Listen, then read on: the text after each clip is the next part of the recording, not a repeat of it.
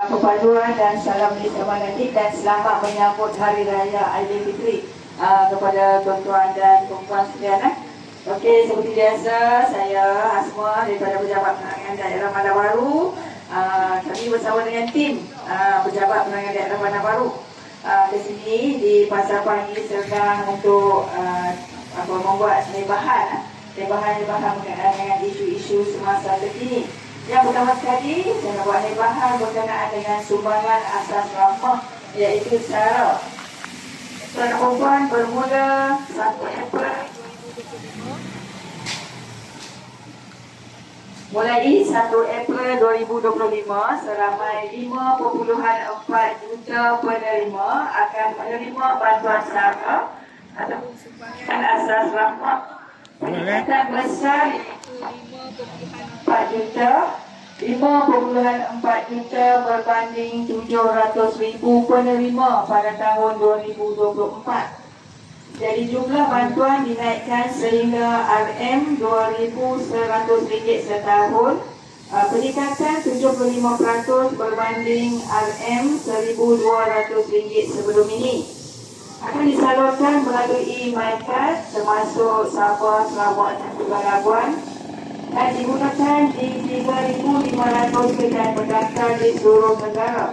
Boleh digunakan untuk membeli pelbagai barangan keperluan asas seperti makanan, barangan kebersihan diri, ubat-ubatan dan juga peralatan persekolahan. Bagi warga emas sebanyak RM50 per bulan, dan bagi setiap isi rumah RM100 per bulan. Bantuan akan disalurkan sehingga bulan Disember nanti. 4.7 juta penerima SDR yang tiada dalam rekod e-KJ juga turut akan menerima bantuan SARA ini. Jadi untuk maklumat lanjut, tuan-tuan dan puan boleh layari www.malaysiamadani.gov.my untuk maklumat lanjut. Sekali lagi saya ulang suara, lebahan berkenaan dengan sumbangan asas rahmah ataupun SARA. Mulai 1 April 2025, seramai 5.4 juta penerima akan menerima bantuan SARA, iaitu sumbangan asas rahmah. Peningkatan besar 5.4 juta berbanding 700,000 penerima pada tahun lepas, iaitu tahun 2024. Jumlah bantuan dinaikkan sehingga RM2,100 setahun, peningkatan 75% berbanding RM1,200 sebelum ini. Disalurkan melalui MyCard termasuk Sabah, Sarawak dan juga Labuan, dan boleh digunakan di 3,500 kedai berdaftar di seluruh negara.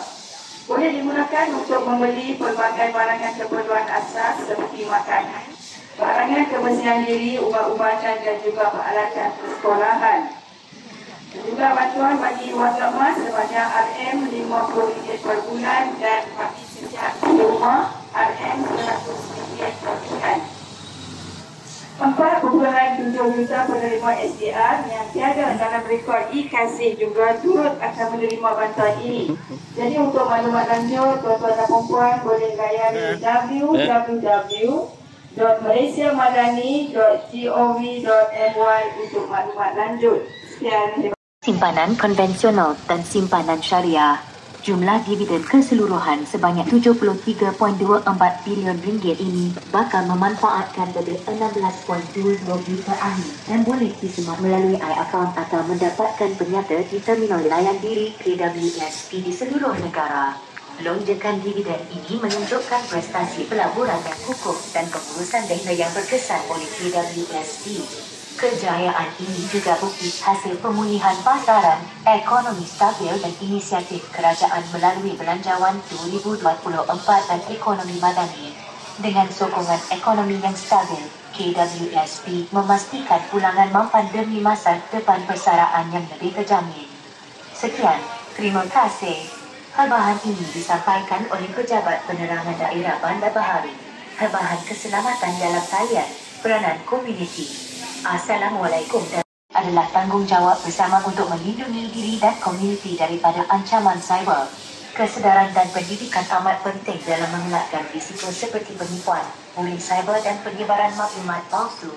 Komuniti boleh bertindak dengan berkongsi maklumat keselamatan, melaporkan ancaman atau aktiviti mencurigakan, menyokong kempen kesedaran cyber dan mendidik generasi muda tentang keselamatan digital. Segera laporkan sebarang kejadian berkaitan keselamatan cyber kepada pihak berkuasa seperti Suruhanjaya Komunikasi dan Multimedia Malaysia (SKMM) atau hubungi talian hotline 997 Pusat Respons Kebangsaan (NSRC). Marilah kita bersama-sama membina persekitaran digital yang selamat dan positif. Sekian, terima kasih. Bahan ini disampaikan Multimedia 1998 kurungan Akta 588. Assalamualaikum warahmatullahi wabarakatuh dan salam Malaysia Madani. Kerajaan telah membentangkan cadangan pindaan Akta Komunikasi dan Multimedia 1998 atau Akta 588 dengan 3 kategori cadangan utama, iaitu pembangunan industri, keselamatan rangkaian dan penggunaan media baharu. Pindaan ini merupakan usaha penambahbaikan kepada akta sedia ada dan salah satu tindakan tegas serta proaktif kerajaan bagi membantras aktiviti jenayah dalam talian untuk menjadikan internet sebagai platform yang lebih selamat.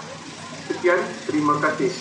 Tebahan ini disampaikan oleh Pejabat Penerangan Daerah Bandar Putih Tempatan. Assalamualaikum dan salam Malaysia Madani. Kerajaan Madani telah menaikkan harga lantai padi daripada RM1,300 kepada RM1,500 bermula 16 Februari 2025 bagi menyokong pengeluaran padi tempatan. Kerajaan turut menyalurkan subsidi berjumlah RM150 juta selama 6 bulan bagi mengekalkan harga beras putih tempatan pada RM2.60 sekilogram. Inisiatif yang dilaksanakan ini bagi membela nasib pesawat seterusnya menstabilkan harga beras putih tempatan untuk pengguna serta menjamin bekalan beras putih tempatan di pasaran. Kerajaan Madani akan terus komited memastikan kebajikan rakyat sentiasa diberi keutamaan. Sekian, terima kasih. Mesej ini disampaikan oleh Jabatan Penerangan Malaysia. Assalamualaikum dan salam Malaysia Madani. Rang Undang-Undang Pembaharuan Semula Bandar RUU PSB bertujuan memperbaharui kawasan bandar yang usang secara teratur dan mampan. Ia memastikan pembangunan semula memberi manfaat kepada rakyat melalui perancangan yang lebih cekap. RUU ini juga menitik beratkan hak penduduk dengan memberi peluang untuk menyuarakan pandangan serta menjamin pambasan dan penempatan semula yang adil. Warisan budaya turut dilindungi dalam proses pembangunan. Pelaksanaan RUU PSB akan mewujudkan bandar yang lebih moden, selamat dan mesra komuniti. Semua pihak diseru untuk menyokong usaha ini demi kesejahteraan bersama. Kerajaan Madani akan terus komited memastikan hak dan kebajikan rakyat sentiasa diberi keutamaan. Sekian, terima kasih. Bahan ini disampaikan oleh Pejabat Penerangan Daerah Bandar. Kalau duit tu boleh lagi lah. Oh, boleh sampai habis tu dia bulan depan masuk. Sebelum 31 kena 31 bulan tahun depan. Bulan habis. Tahun ni dah macam yang satu Disember. Yalah, tak, maksud saya yang saya tak faham tu, macam bulan ni dia bagi 100, saya beli dekat 50 ada RM50. Bulan depan menjadi 150. Macam saya simpan tau ni 300 kau. Dia simpan banyak lah. Apa dah? Dia dapat yang ikan sini mak saya. Ikan sini. Bulan 100 dia simpan dia tak pakai. Dia 300 kumpul lah dia kumpul. Kasih aku saya faham banyak sangat pekerjaan nano ni bagi duit ni. Hak Zara lah, ikan sih lah, hak Nur lah, hak ni. Dia benda yang sama lah, dia cari ikan sih tu untuk yang habis kategori. Kita ada nak bukan tu. Baju je. Oh, tapi hak ni dapatlah boleh tapi bulan 12 ni kita balik. Bulan 25. Assalamualaikum dan salam Malaysia Madani. Bermula Januari 2025, Malaysia akan menggalas tanggungjawab sebagai pengerusi ASEAN dengan tema keserangkuman dan kemapanan. Malaysia khususnya melalui Kerajaan Madani komited dan bersedia untuk memainkan peranan penting sebagai pengerusi ASEAN 2025 dan bakal memperoleh beberapa kelebihan seperti memperkukuhkan hubungan antarabangsa dan membuka peluang ekonomi. Rakyat juga akan mendapat limpahan ekonomi, antaranya bakal mencipta peluang pekerjaan di kawasan bandar dan luar bandar yang akan mengurangkan kadar pengangguran. Sekian, terima kasih. Hebahan disampaikan oleh Pejabat Penerangan Daerah Bandar Baharu.